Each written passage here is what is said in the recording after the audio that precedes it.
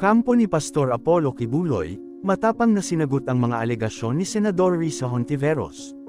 Matapos ngang makapagsumite ng resolution si Senator Hontiveros ay agarang rumesbak ang kampo ni Pastor Apollo Kibuloy, na inirerepresenta ng isa sa mga batikang abogado sa bansa na si Atty. Ferdinand Topacio.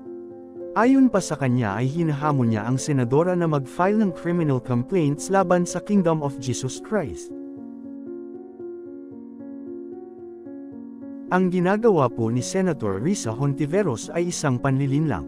Siya ay aking hinahamon, kung tingin mo po matibay ang iyong mga testigo. Makatotohanan ang sinasabi nila, bakit hindi mo dalhin sa hukuman kung saan patas ang laban, may due process, bakit gusto mo sa Senado ang paglilitis? Sapagkat sa Senado, lamang na lamang ka, agrabyado kami. Ito ay bahagi ng pattern ng panggigipit, panghaharas sa SMNI at sa mga kawani nito sa Kingdom of Jesus Christ, kay Pastor Kibuloy. Dagdag pa ni Topacio na ang mga alegasyong ito ay recycled lamang.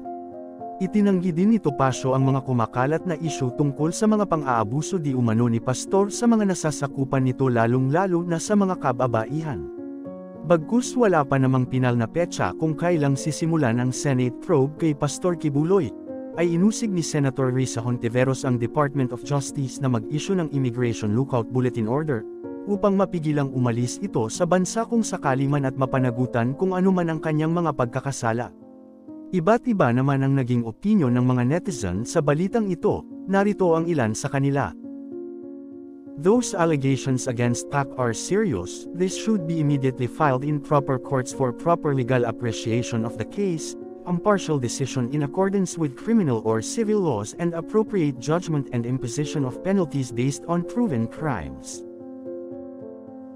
In aid of legislation, dapat may batas ang mga ganyang organisasyon kasi pinagtatagwan nila at ginagamit ang freedom of religion sa maling pamamaraan.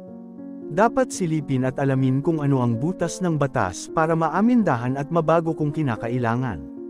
Rule of law. No one is above the law. Alabikoy na naman ang dating. Pinahihingi lang naman ng Abuloy anong kaso noon. E di huwag kang manghingi kung laban sa kalooban mo, sayang ang oras ng Senado ang lalaki pa naman ng gastos kada hearing.